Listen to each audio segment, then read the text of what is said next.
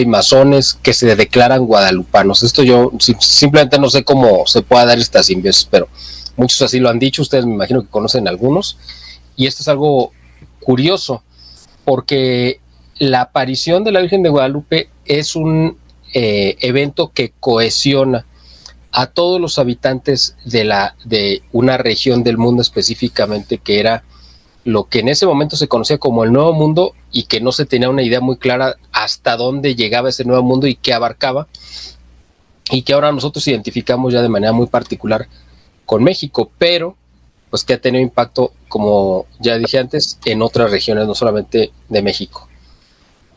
Porque es un evento fundante para nosotros como nación, y como, pues vamos a llamarlo así, como país. Quizá sea mejor llamarlo como nación, porque previa a la llegada de los españoles, ustedes saben que había una serie de pues, divisiones y pleitos internos entre los diferentes grupos étnicos que habitaban pues, lo que es nuestro territorio.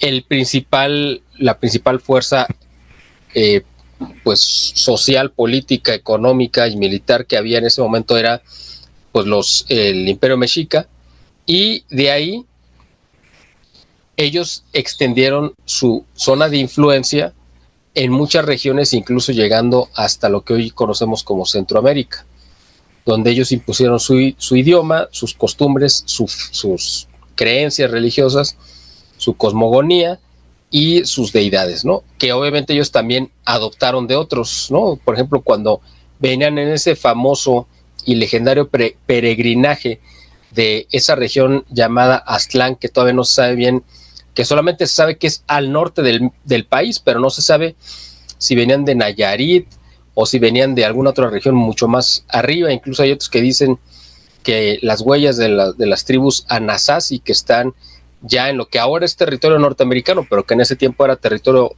pues de Nueva España, ¿no? De estas regiones de la parte de Estados Unidos, hay vestigios de que aparentemente de ahí surgió la peregrinación originaria que terminó en el lago de Texcoco. Pero bueno, independientemente de dónde hayan venido estas tribus que tenían una particularidad y que cada una defendía sus propias características pues identitarias, estaban en conflicto con los mexicas. Así que cuando viene este factor de unidad que lo trajeron los españoles para poderse rebelar contra la tiranía mexica, que les exigía tributos en pago humano, es decir, que no solamente tenían que aportar en cosechas y en otras cosas, sino también en entregar a sus hijos o hijas para ser sacrificados en las pirámides para agradar a los dioses, ¿no?, de los que creían los aztecas. Entonces, cuando vienen los españoles se genera una sensación de cohesión entre muchos pueblos que se unieron a los españoles para poder luchar contra la tiranía de los mexicas. Bueno, esto se concreta finalmente con la conquista, donde se alcanza esta meta. En 1521 cae finalmente el imperio mexica, toma el control los españoles y empiezan a gobernar. Y transcurre una década de 1521 a 1531 muy poco estudiada, no es que no esté estudiada, más bien que nosotros no conocemos muy bien. Incluso en los libros de texto nos brincamos generalmente de la caída de Tenochtitlán, cuando menos en el tiempo que yo estudié, me imagino que ustedes también. De 1521 de la caída te saltas a 1810, cuando el cura Hidalgo da el grito de independencia, y tú dices, espérame, aquí faltan 300 años de historia, ¿qué pasó en medio? Bueno, dentro de esos 300 años, la primera década, de 1521 a 1531, es muy importante, porque es el proceso en el cual ya el control lo ejercen directamente, la administración pública la ejerce directamente los españoles, con la sabia, vamos a decir, asesoría de una mujer que yo considero que es la mujer más trascendental en la historia de nuestro país, que es doña Marina Malitzin, que fue gracias a la cual se logró concretar la conquista. Ella merece un tema aparte, una conferencia aparte, un programa aparte, y ojalá lo podamos hacer en algún momento. No me voy a detener en ese tema porque nos vamos a llevar mucho tiempo de esto, pero ella sentó las bases de lo que pasaría en 1531. Ya ejerciendo el poder y la administración, los españoles, empezó a haber muchas diferencias y pleitos entre los conquistadores con los evangelizadores. Los evangelizadores son este grupo que llegó de España, de monjes, la mayoría de ellos, algunos dominicos y la mayoría franciscanos, que vinieron a evangelizar a estas personas que habían encontrado en este nuevo mundo.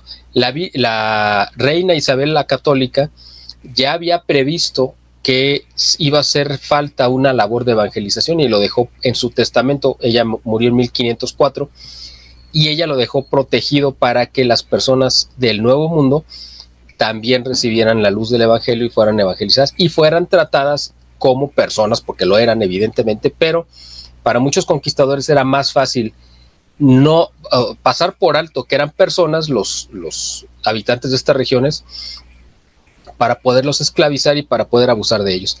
Si se les daba el reconocimiento de personas y que además hubieran recibido los sacramentos, pues ya no podían ejercer ningún tipo de violencia ni ningún tipo de abuso.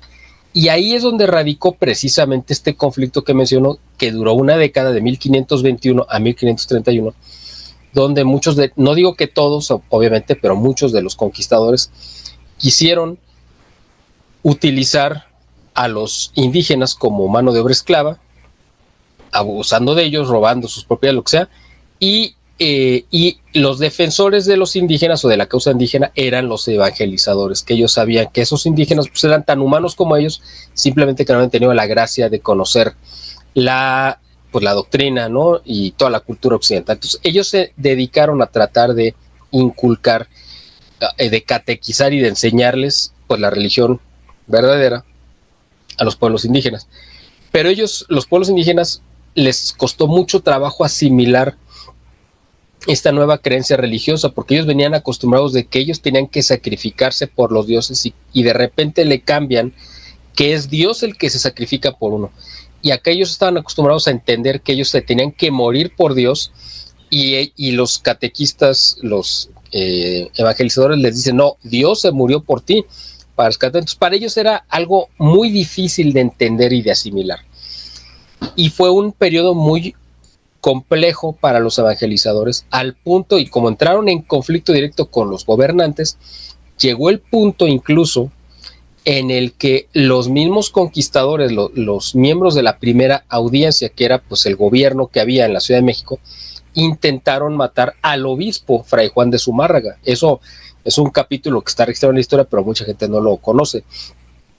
Los mismos españoles intentaron matar al obispo Fray Juan de Zumárraga. Él le envía una carta en 1529 al emperador, al rey de España, Carlos V, pidiendo, o sea, pues exponiéndole cómo estaba esta situación terrible que estaban ellos enfrentando, donde veían que no había un progreso real en la evangelización, que los indígenas o los habitantes nativos de aquí pues eran como que muy difíciles de catequizar, que ellos era muy difícil que entendieran.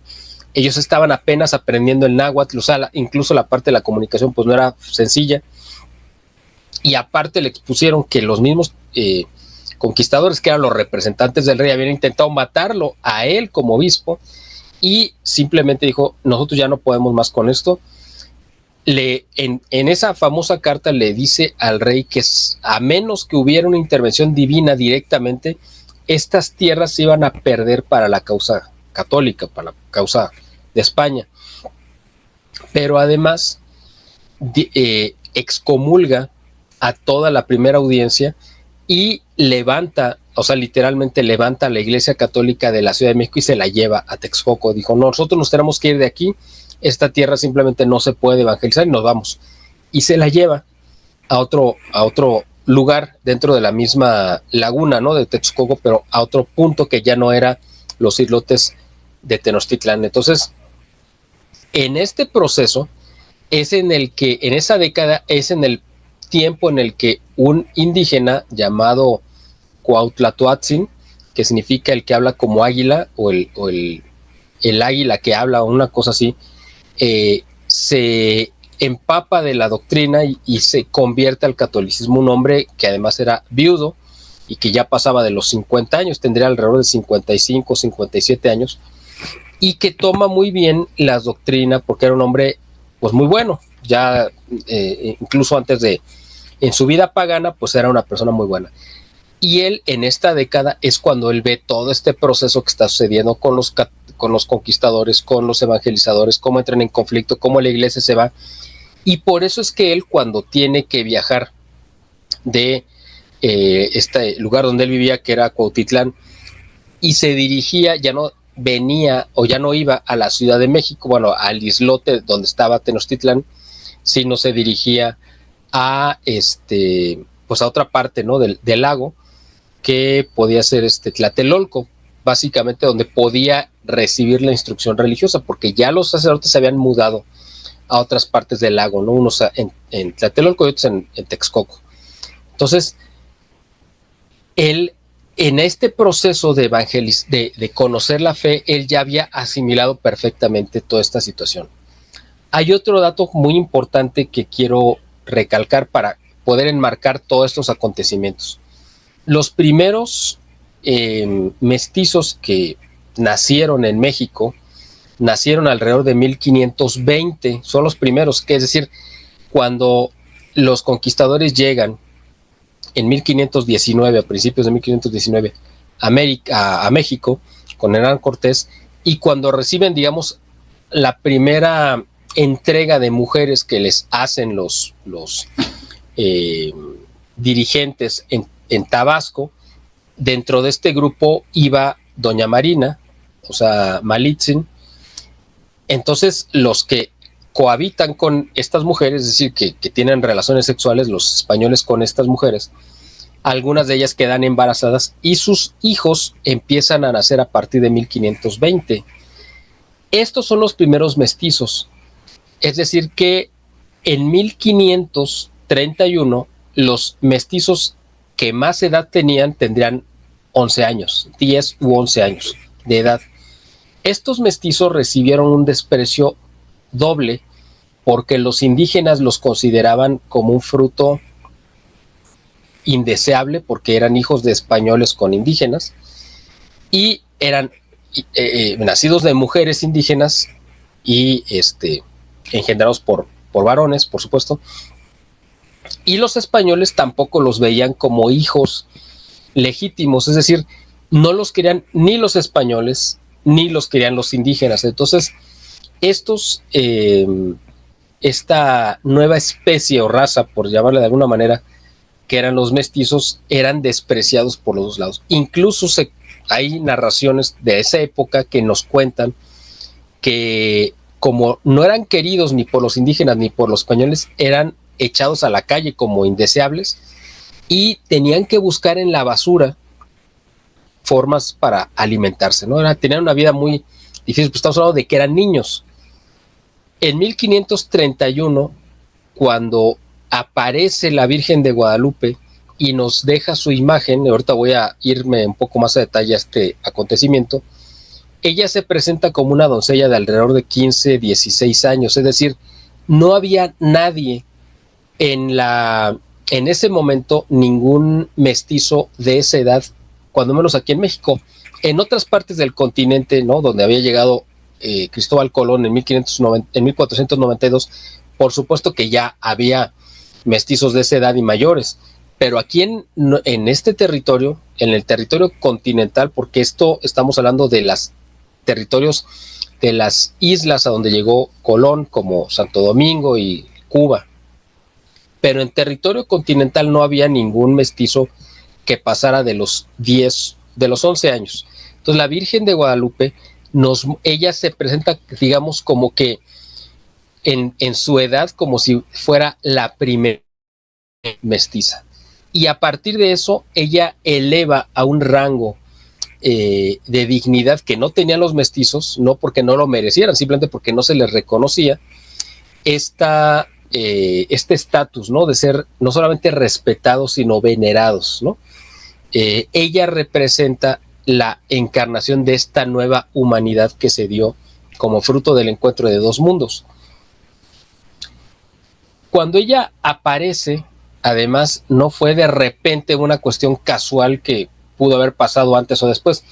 Todo fue muy bien cronometrado, digamos, en el tiempo de la providencia. Me refiero a que había mucha tradición indígena que había referido. Había un dios que se llamaba Ometeotl, que era el dios más importante, el dios como desconocido, el dios único, el dios que era el origen de todo lo demás, porque nosotros sabemos que los pueblos indígenas eran politeístas y tenían una serie de creencias religiosas donde a las fuerzas de la naturaleza, como el agua, la lluvia, el trueno, etcétera, se les asignaba pues como si fueran deidades, y que esas deidades tenían una voluntad y se manifestaban de diferentes maneras, y que la población debería de ofrecer sacrificios para calmar a esos dioses que generalmente eran bastante malhumorados. Entonces, este Ometeotl era un dios diferente, ¿no? Incluso el mismo Nezahualcóyotl, que también había gobernado en la época, en el siglo XV, ¿no? En 1400 y tantos, él fue de los primeros que dejó asentado la idea de que debería de existir realmente un solo Dios. O sea, él sí entendió él llegó a una profundidad filosófica en la cual él entendió que necesariamente tenía que haber un solo Dios, no podía haber muchos. Esa misma conclusión la había tenido, por ejemplo, Platón y Sócrates, pues 1500 años antes, ¿no? Un poco más. Pero es muy destacable porque no sabemos, me imagino que hubo otros muchos contemporáneos de Platón o anteriores aquí en esta tierra que también llegaron a esa misma conclusión. El problema es que no nos llegó un registro escrito como para poderlo comprobar. Pero de quien sí nos llega un registro escrito es de Nezahualcóyotl, que sí tenía una conciencia muy clara de que debería de haber un Dios único. Entonces, cuando menos ya sí existía esa idea de que existía un Dios diferente al resto, ¿no? Era un Dios bueno, el Dios de la vida, de la prosperidad, etc.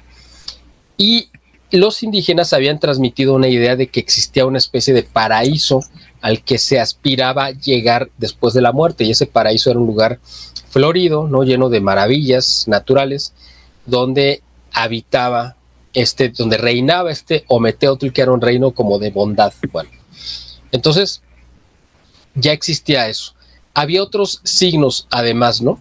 Para el mundo indígena, el canto se asociaba directamente con la divinidad, y los cantos siempre se utilizaban para una cuestión religiosa, y las flores representaban la verdad. Cuando uno daba o hacía una promesa o hacía un acto, una juramentación en el mundo indígena, tenía que ir con flores, y el que llevaba las flores era el enviado, que era el portavoz, digamos, o el enviado oficial. Pero el que entregaba las flores era como es como lo que nosotros ahora entenderíamos como nuestra firma. Cuando nosotros queremos hacer legal algún trámite, algún documento, alguna carta, algún escrito, lo que sea, le ponemos una firma, que es como la manera en la que nosotros estamos diciendo esto es real, y yo estoy poniendo mi nombre aquí para que sepas que yo estoy respondiendo por lo que dice. Entonces, en el mundo indígena, el entregar flores era esa manera de decir esto que te digo es verdad y yo te lo estoy asegurando. Entonces, todo esto tiene que ver con la aparición de la Virgen de Guadalupe. No es simplemente por folclore que lo estoy comentando, sino para que tengamos una idea de la importancia que tiene cada uno de los detalles. A partir de que llegan los españoles, para el mundo indígena fue un terremoto social, cultural y religioso, porque empezaron a ver que todo en lo que habían creído pues estaba viniendo abajo. O sea, el mundo que ellos habían levantado en la cuestión religiosa pues estaba derrumbando. Ellos veían cómo los ídolos de sus templos eran destruidos y cómo llegaba una nueva religión a tomar el lugar de esos ídolos. Es más, en muchos lugares se levantaron los primeros templos encima de las ruinas de los templos anteriores, que era una manera muy simbólica de mostrar que estaba llegando un nuevo mundo, una nueva religión a tomar el control. Pero veían en estos evangelizadores gente muy buena, que no la veían, es decir, para el mundo indígena tenemos que entender que ellos veían a los sacerdotes como esa gente ansiosa de sangre, desalmada, depravada, que se gozaba viendo el sufrimiento de las personas. Veían el llanto, por supuesto, de las madres cuando tenían que entregar a sus hijos o hijas y a los padres, y ellos se regodeaban sacándole las vísceras y el corazón a sus víctimas y arrojándolas por las escaleras, ¿no? Los cuerpos, que es una escena verdaderamente espantosa.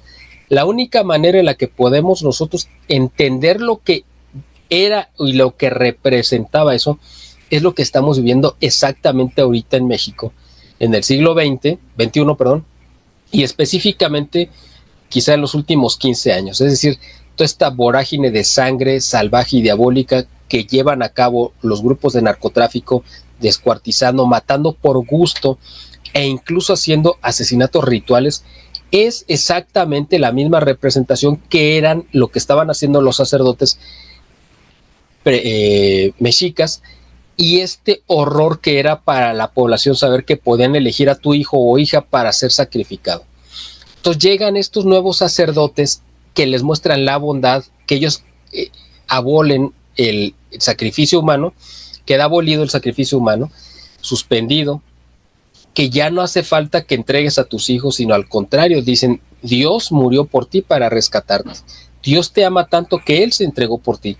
Entonces, claro que para ellos es un cambio por completo de la visión que tenían en su... Si de repente se apaga mi cámara, hago un pequeño anuncio, me esperan unos segundos porque a mí me salió una señal de que probablemente se va a apagar, y si se apaga, comentan ustedes algo en lo que yo la vuelvo a encender y seguimos comentando. Perdón. Claro que sí, no te preocupes. Gracias. Entonces, para ellos viene esta nueva imagen de los sacerdotes que representan la bondad, el amor, la entrega, el servicio, que ellos nunca lo habían visto en los sacerdotes de los cultos anteriores a la llegada de los españoles. Y ven también que los mismos sacerdotes tenían profetizado que iban a pasar una serie de cosas y empezaron a suceder eventos astronómicos en 1531 específicamente, que para ellos fue como la señal de que venía un cambio por completo de paradigma.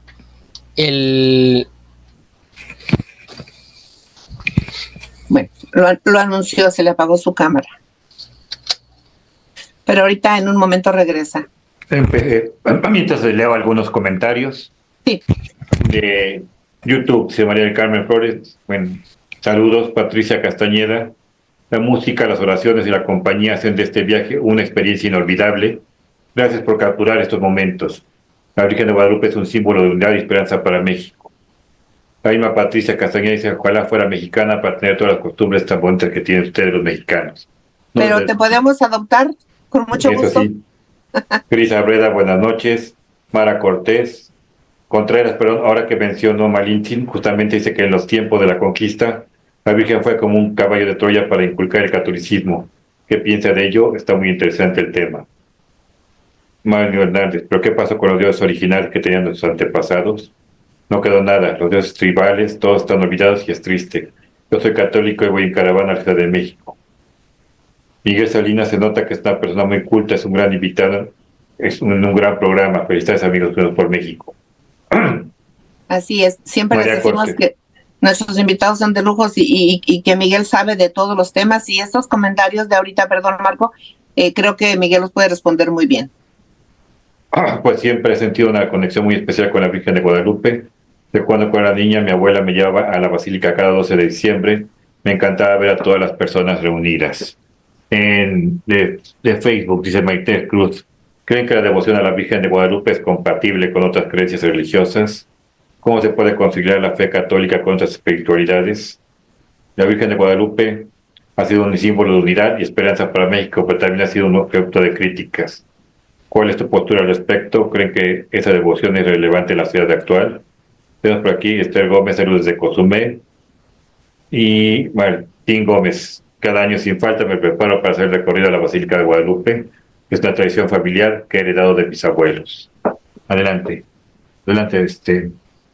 Gracias. Bueno, esto que vieron ahorita que de repente se cortó y regresé, va a volver a pasar, no sé si 2 o 3 veces más, pero pues ya saben que es rápido, nada más es un corte. Se apaga la cámara, la tengo que volver a encender y listo. No me voy a tardar mucho, pero nada más para que sepan que de repente me voy a estar, se va a estar apagando. Pero bueno. No te preocupes. Muy interesante todo lo que comentan. Y bueno, quiero continuar con la narración, porque es importante no perder el hilo. Y ya si quieren al final, si nos queda tiempo, comentamos un poquito más sobre lo que hayan hecho favor de comentarnos. El tema es que en 1531 se dieron una serie de eventos astronómicos que los conocedores de los cielos, o los que interpretaban, que en este caso eran los sacerdotes, sabían e identificaron muy bien que representaba un cambio de era, literalmente.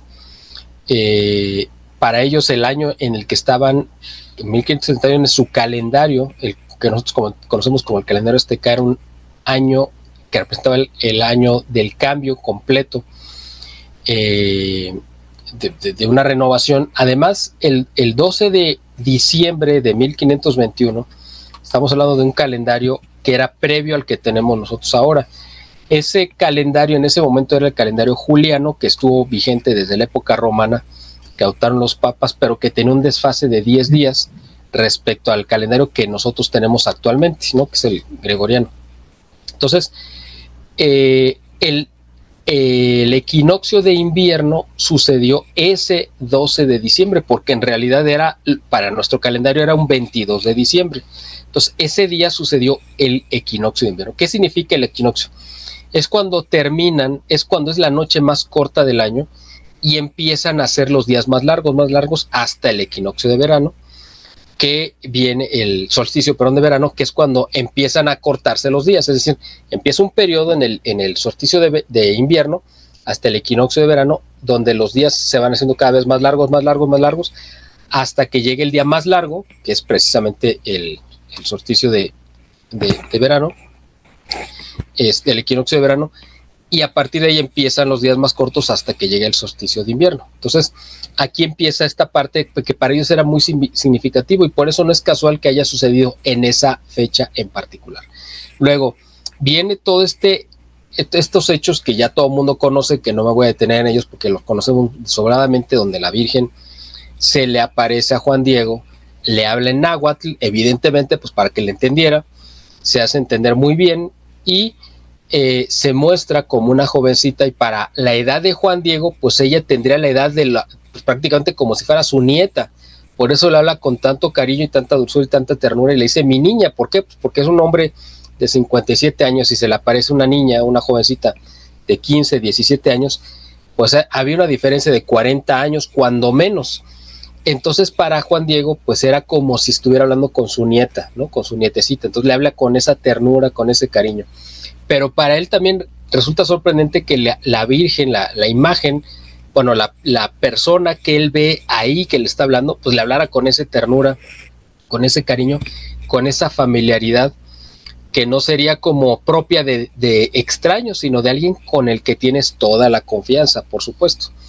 Pero antes de que la Virgen de Guadalupe interactuara con Juan Diego, es decir, el primer contacto fue que él empieza a escuchar el canto de las aves. Eso fue lo primero que lo cautivó, el canto de las aves. Y entonces él va cruzando o rodeando el cerro del Tepeyac, porque iba, como ya mencioné al principio, desde Cuautitlán hasta Tlatelolco, que es una distancia pues muy larga, y caminando, pues imagínense, ¿no? Entonces tenía que salir de madrugada para alcanzar a llegar a media mañana, y cuando iba en el Tepeyac, que es como a la mitad del camino, bueno, ya casi llegando, pues escucha estos cantos de aves que nunca había escuchado, y voltea y ve que de repente se encuentra pues él pasaba por ahí, me imagino que todos los días, entonces conocía perfectamente esos parajes, que es un cerro, no sé si ustedes lo conocen. Ahorita en el Tepeyac, donde está la basílica, pues claro, es un lugar turístico, muy arreglado, con pasto, muy bonito, bien cuidado, etcétera. Eso no era, obviamente, como se veía el cerro del Tepeyac. hay otra parte atrás que solamente la gente que ha rodeado se da cuenta que hay un cerro seco y feo. Ese es exactamente como era el cerro que vio y que recorría Juan Diego. Es importante rodearlo para salir de la parte turística y de repente ver esa otra parte que es exactamente como él lo vio. Entonces de repente, haz de cuenta que él está viendo esa parte seca y árida, y más en invierno, que está totalmente seco, y de repente ve algo totalmente lleno de flores, y esas flores se veían muy brillosas, como si fueran joyas. Entonces él, inmediatamente la imagen que le viene a su cabeza es si él estaba viendo esa imagen de ese paraíso que le habían enseñado desde que era niño sus ancestros, de que ese era el reino de Ometeotl, que es decir, el reino donde los buenos, la gente buena, noble, podía llegar a recibir como su premio en esta vida, ¿no? Entonces él dice, ¿acaso estoy? Por eso en el Nicanmopohuo, que es esta narración que recoge las palabras de Juan Diego, dice literalmente, ¿acaso estoy en este reino que nos narraron nuestros padres, etcétera? Después de esta parte que capta sensorialmente su atención en la vista, me imagino que en el olfato, eso no lo dice el Nicanmopohuo, pero me imagino que había un perfume increíble que él tampoco había percibido, y esta sensación, ¿no? Además de escuchar a los cantos de estas aves, y entonces ya que se prepara el ambiente místico, es cuando él habla, ve y escucha a la mujer que se le presenta en el Cerro del Tepeyac, ¿no? En ese momento él no sabe quién es, no sabe su nombre, pero intuye quién es porque la empieza a tratar ya como una figura que tiene una dignidad espiritual que está por encima de él. Es decir, él en todo momento sí sabe que está hablando con una persona que tiene una dignidad, una soberanía, un poder, y él, quizá en su interior, en su corazón, pues intuye que está hablando con la madre de ese Jesucristo al que le vinieron a anunciar que había dado su vida por la salvación de los hombres. Entonces él como que tiene esa intuición. Después ella, pues ya sabe, ¿no? La historia, lo manda con el obispo, y es interesante, el obispo pues era la figura más importante religiosamente hablando en todo el territorio dominado por los españoles, y resulta que pues el obispo lo recibió, aunque era una persona, digamos, del pueblo. Es decir, si ustedes hacen la prueba y van y piden audiencia con el arzobispo de Puebla o con el cardenal arzobispo de Morelia, por ejemplo, pues yo no creo que los vaya a recibir. O sea, aunque vayan y digan, oye, ¿sabes que yo tengo un programa y quiero? Pues sí, que bueno, mucho gusto, pues no creo que lo reciba. A lo mejor la segunda, la tercera, la cuarta vuelta, y quién sabe si los vaya a recibir. Los va a recibir el secretario, del subsecretario, quizá, ¿no? Bueno, en este caso sí se dan cuenta que aunque lo tuvieron esperando, el obispo sí recibió a Juan Diego, y Juan Diego le dijo, oye, mira, bueno, o sea, le dijo, acabo de ver a la Madre de Dios, porque ahí en ese momento él sí le dice que era la Madre de Dios, y por eso el obispo pues desconfía, se siente escéptico, pero lo escucha, no lo corre ni nada. Le dijo, mira, ¿por qué no vienes otro día y platicamos con más calma? Fue una manera pues muy paternal de decirle, no te creo, pero tampoco te doy por mentiroso. Es decir, porque le está dando una segunda oportunidad de que regrese. Y es lo que hace Juan Diego, pues va y dice, oye, ¿sabes qué? Pues no me creyó. ¿Por qué no mandas a otro que pues sí le crea, que sí el obispo, y entonces la Virgen le dice, es importante que seas tú? ¿Por qué? Porque eran las dos escalas sociales, digamos, ¿no? Lo más, la mayor dignidad en la parte religiosa y la parte más humilde en la escala social. Pero los pone a hablar al tú por tú. Esa es la parte donde la Virgen, es importantísimo el mensaje porque dignifica la figura del indígena. Es decir, cuando los conquistadores españoles están intentando esclavizarlos y usarlos y aprovecharse de ellos, la Virgen dice, tú eres tan digno que necesito que seas tú el más humilde, el que vaya a hablar con el más destacado de los españoles, porque el obispo estaba por encima, incluso en categoría, en poder, que los conquistadores, ¿no? O sea, tenía una categoría superior. Entonces manda a y lo nombra como embajador para que vaya en su representación a hablar con el obispo. Pudo haber escogido un español, pudo haber escogido a mismo Hernán Cortés o a cualquier otro de los conquistadores, se lo pudo haber aparecido a él, y entonces el obispo lo hubiera creído probablemente, ¿no? Pero escogió a esta parte para dignificar a los indígenas y ponerlos al nivel, decirle, puedes hablar de tú a tú con el obispo, no es porque son iguales, obviamente, ¿no? Pero llevas la dignidad de representarlo. Entonces Juan Diego va en obediencia, le vuelve a tratar de exponer el caso al obispo, y el obispo afortunadamente no le vuelve a creer. ¿Y por qué digo afortunadamente? Porque si el obispo lo hubiera creído, y porque pues, la petición era algo muy concreto, dice la Madre del Cielo, con la que yo hablé, la Madre de Dios, perdón, la Señora del Cielo, que quiere que se le construya una casita aquí. Es muy importante esta palabra, esto de casita, porque en algunas traducciones se ha manejado que sea un templo, pero ella dijo una casita. ¿Y por qué es importante lo de la casita? Porque en una casa uno vive, o sea, sí, en un templo es un lugar de culto, etcétera, pero en la casa es donde uno va a vivir. Ella pidió una casa para vivir ahí. Entonces, pues el obispo, si lo hubiera creído y levantan el templo, pues no hubiéramos tenido el ayate milagroso del cual estamos hablando en este programa. Afortunadamente el obispo no le creyó y le pide una prueba, lo cual es algo muy sensato. ¿Por qué?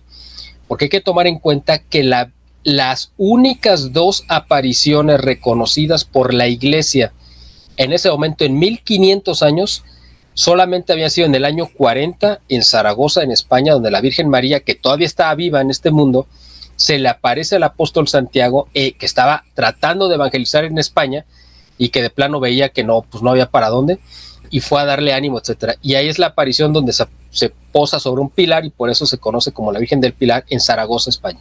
Esa fue la primera aparición reconocida por la iglesia. Y la segunda fue por ahí de 1290 y algo, en Israel, donde la Virgen se le aparece a San Simón Stock para mostrarle lo del el escapulario que de la orden de los carmelitas, etcétera. Esas eran las únicas 2 apariciones reconocidas por la iglesia. O sea, no es que fuera algo común, era algo tan extraordinario que por eso el obispo desconfió, dijo, bueno, pero la Virgen María, pues solamente ha habido 2 ocasiones en las que la iglesia reconoció, o sea, él tenía que ser muy cauto para no creer simplemente que este buen hombre que él conocía, porque lo veía ahí, que iba a tomar catecismo, seguramente lo había conocido mucho, probablemente había sido hasta su acólito en alguna misa, etcétera, a este hombre Juan Diego, pues que a lo mejor había sufrido alguna alucinación, ¿no? O sea, él tenía que ser muy cauto para darle credibilidad a esto que era verdaderamente excepcional. Entonces le pide una prueba. Va Juan Diego y en ese inter está pues este capítulo donde el tío Juan Bernardino, que también se había convertido al catolicismo, se enferma y le pide a Juan Diego que vaya a buscar un sacerdote porque él sabía que se iba a morir, o él sentía que se iba a morir. Entonces le pide que le lleve un sacerdote. Estamos como en el cine, ¿no? Con un poco de intermedios, pero ahorita regresa. ¿Tienes algún más sí, comentario? David Flores dice, también se dice que hay muchos misterios en la pintura de la Virgen de Guadalupe, así es. Es una imagen muy enigmática, ¿no creen? Tiene algo que te da paz, pero también es misteriosa con tantos detalles. Sí, es una imagen muy misteriosa, porque tiene, para empezar, el ayate dura 15 años y este tiene 500 años, no se ha dañado. Pero todos los detalles que tienen los ojos, el cabello suelto, que también son parte para los signos de virginidad para los aztecas, las manos juntas, una que tiene más morena, otra más blanca, que es exactamente para el mestizaje o la unión de las dos culturas, en fin, es todo lo que tiene bastante misterio. Esto Miguel, nada más el último, respaldo así aparece, y a mí me da miedo la imagen de la Virgen de Guadalupe, no sé por qué, simplemente me da miedo. Igual ¿Qué cosa? Para mí es una imagen viviente, es una imagen maravillosa que te transmite toda la paz, el amor, la confianza. Y digo, qué pena que le dé miedo, ¿verdad? Adelante, Miguel, gracias. Bueno, entonces viene este capítulo del tío Juan Bernardino que se siente enfermo, que le pide a Juan Diego que vaya por un sacerdote para que lo alcance a confesar, y resulta que en ese ínter Juan Diego pues trata de evitar encontrarse con la Virgen porque sabe que lo va a entretener y él tiene la urgencia de ir a cumplir esta encomienda que le da su tío, y la Virgen pues lo intercepta y le dice pues que no tiene por qué temer, que él ya está curado. ¿Y por qué le está diciendo eso? Porque al mismo tiempo que está hablando con Juan Diego, la Virgen está hablando con el tío Juan Bernardino. O sea, en ese momento la Virgen tiene esta bilocación, que significa que estaba en dos lugares al mismo tiempo, hablando con Juan Diego y hablando con Juan Bernardino. A Juan Bernardino se le aparece y le dice: yo soy María de Guadalupe, la siempre Virgen, Santísima Virgen de, en fin, lo que dice la perfecta y María de Guadalupe. Le dice su nombre completo. Y no hay que entender muy claro que no es que haya entendido mal y que no es que la Virgen le quiso decir otro nombre y entonces él cuando lo dijo en náhuatl los españoles entendieron. No, hay que entender que este hombre, Juan Bernardino, pues tenía, para empezar se llamaba Juan Bernardino, entonces ya estaba familiarizado fonéticamente con los vocablos, porque dicen, no, bueno, es que en el náhuatl no existe la G y tampoco existe la J, ¿no? Entonces, pues él sabía que se llamaba Juan Bernardino, ese era su nombre de bautizado. Pues cómo iba a pronunciar su nombre si no se lo había aprendido. Entonces fonéticamente él ya estaba familiarizado con este sonido de la J, y su sobrino se llamaba Juan Diego, con la G, Diego. Entonces también entendía el vocablo de la G. Por lo tanto, cuando él escucha Guadalupe, pues no es un fonema que no haya escuchado muchas veces antes. Entonces, su oído ya estaba acostumbrado y sí entendió bien el nombre que le dijo la Virgen María, bueno, la Virgen de Guadalupe. Entonces, se aparece a Juan Bernardino, lo cura, y entonces Juan Diego con esa confianza dice, pues está bien, pues tú me dices que ya se curó, pues ya se curó y yo voy a cumplir con tu... le dice la Virgen, bueno, pues ahora ve al cerro, a la punta del cerro, y te traes las rosas que encuentres ahí. Pues Juan Diego, conociendo de toda la vida ese cerro, sabiendo que ahí no hay flores y menos en invierno, pues dijo, bueno, pues como un acto de fe, obedece, sube y se encuentra. A su sorpresa, para él, el milagro para él no era la aparición de la imagen en el ayate, él no sabía nada que iba a pasar. Para él el milagro se concreta cuando ve esas flores, porque dice, esto es imposible, en esta época no hay, y menos estas flores aquí.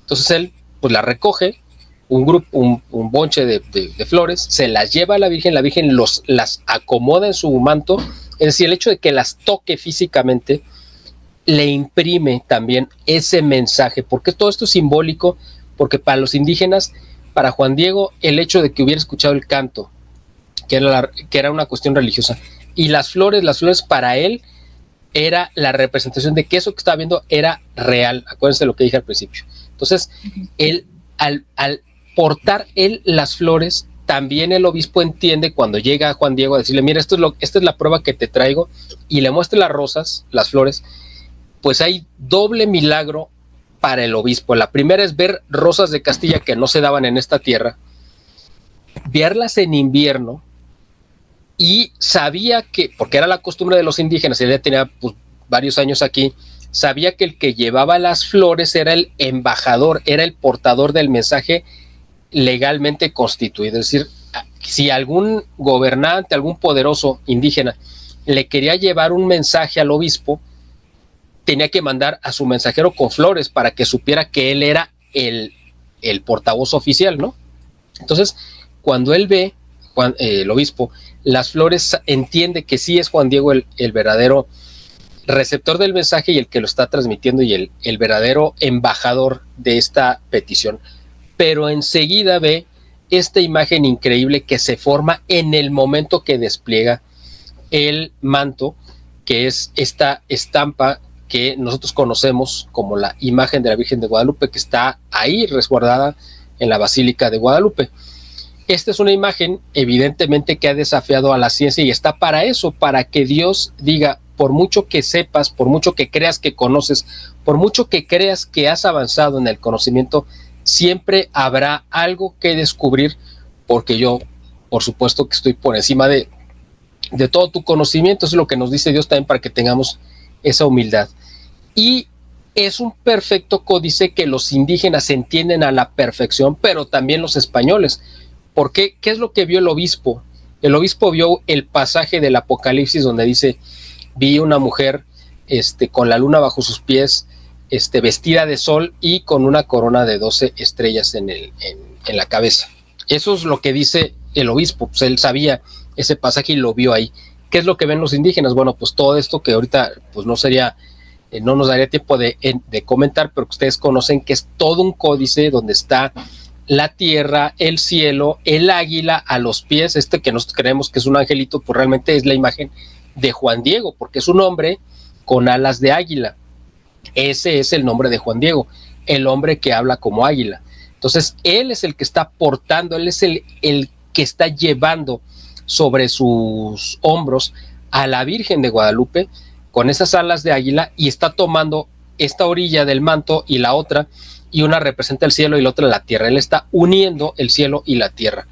Y todo lo demás que ya sabemos que se ha encontrado en la imagen de la Virgen de Guadalupe y que conforme más estudios científicos se le hacen, pues va resultando más increíble y por lo tanto es algo que se ha descubierto, bueno, que se reconoce que no está hecho por manos humanas, porque es imposible, no hay nadie que pueda reproducir lo que comentaba Marco hace un momento, el mismo hecho de que la tela hecha con el agave, las fibras de agave, tienen una vida de 15, máximo 20 años, en un ambiente quizá controlado.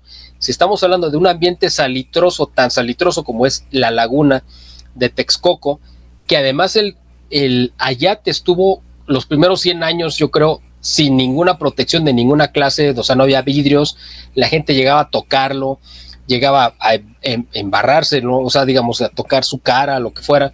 O sea, todo el mundo lo manoseaba literalmente. Entonces, es imposible que haya sobrevivido. Ese es uno de los milagros en la parte material, o sea, independientemente de la imagen.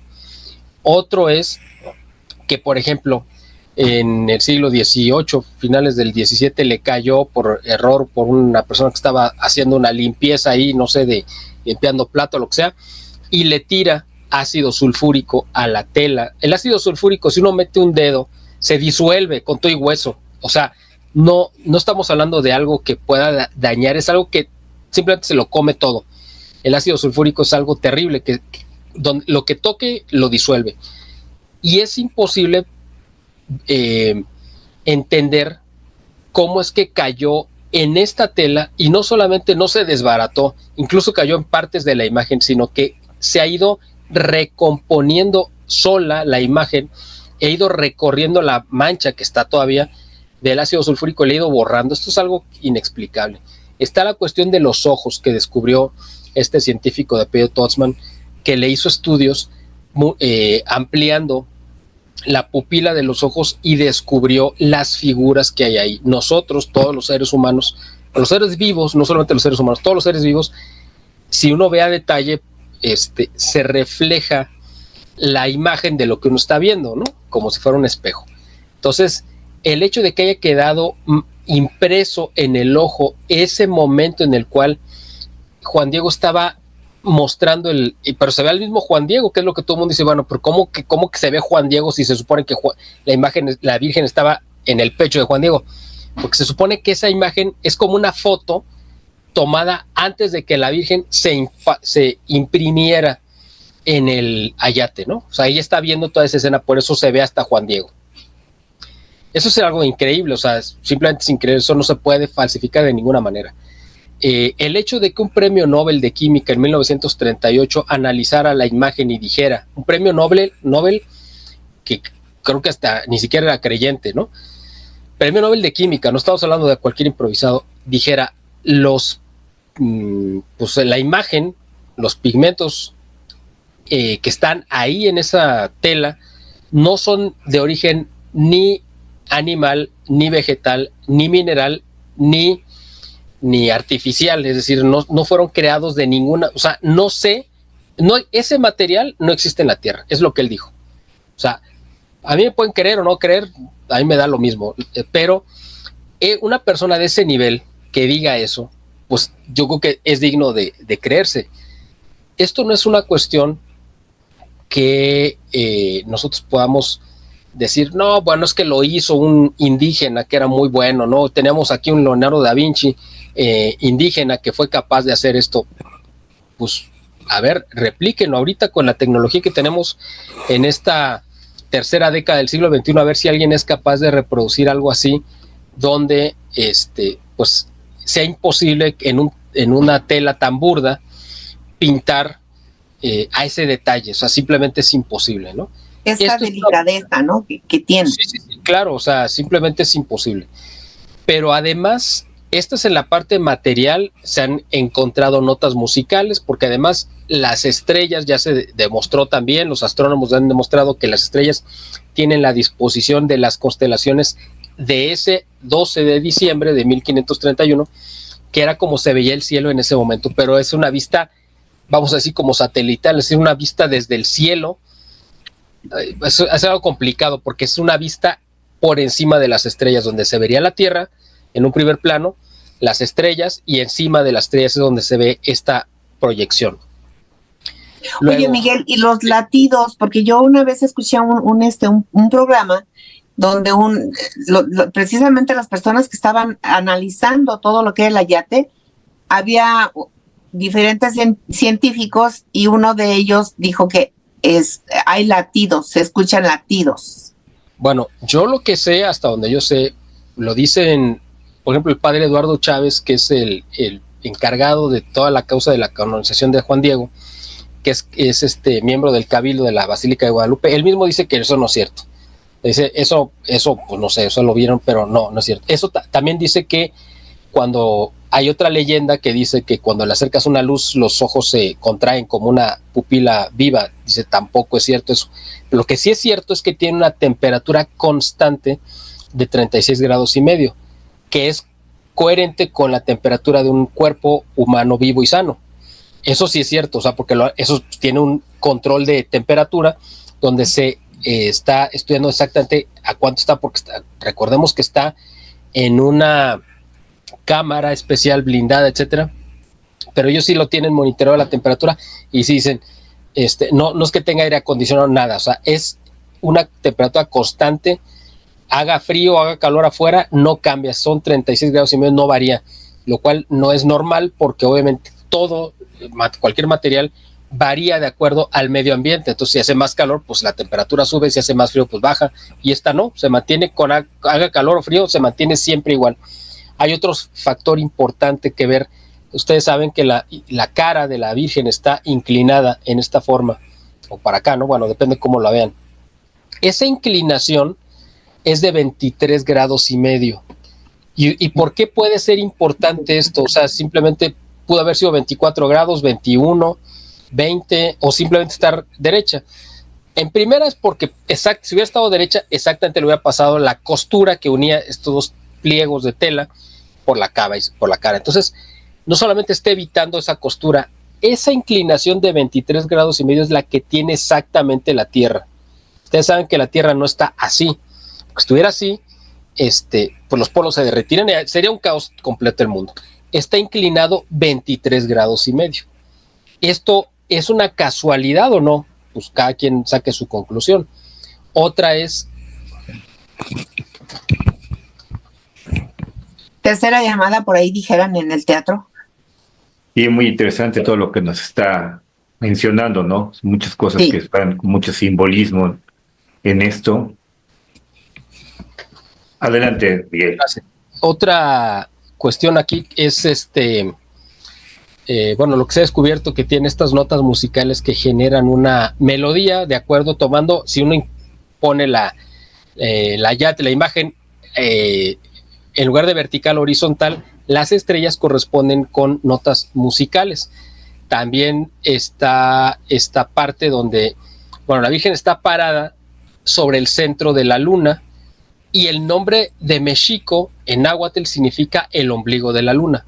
Es decir, ella está parada sobre el ombligo de la luna, está parada sobre Mexico. Es decir, esta imagen es algo único para México, es un regalo y es una distinción de Dios directamente del cielo para esta tierra, para cumplir con una misión específica. Entonces, ahorita nosotros que estamos inmersos en una sociedad decadente, corrupta, inundada de delincuencia, de maldad, de perversidad, pues es el momento de voltear a ver ese origen que tenemos como nación, ese origen que nos inspira, ese Juan Diego que fue un hombre bueno, noble, obediente, dócil, con una serie de virtudes, y que además la Virgen de Guadalupe vino a remediar nuestros males, porque eso fue lo que le dijo en esta narración que se conoce como el Nican Mopogua, esta narración de el indígena Valeriano, un indígena muy sabio,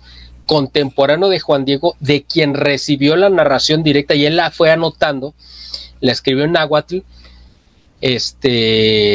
Ahí la Virgen dice que vino a remediar nuestro, para que uno vaya a descargar en ella todas nuestras angustias, pesares, problemas, enfermedades, etcétera, y que ella nos va a consolar y ayudar a resolverlos. Entonces, es un regalo que nos vino del cielo, es un regalo que no merecemos, porque obviamente no es que fuéramos muy buenos y por eso vino, sino fue un regalo del cielo, del cual desgraciadamente creo que con el paso del tiempo cada vez hemos sido menos dignos y ahora estamos en el punto de ruptura, porque viendo la sociedad que tenemos, viendo la clase de gobernantes que tenemos, especialmente estos últimos dos que hemos tenido, que ha sido lo más aberrante de nuestra historia, nosotros tenemos que voltear de nuevo a pedirle, implorarle con humildad, con amor a esa mujer que está ahí en ese ayate, esa mujer que está viva ahí, que dijo: quiero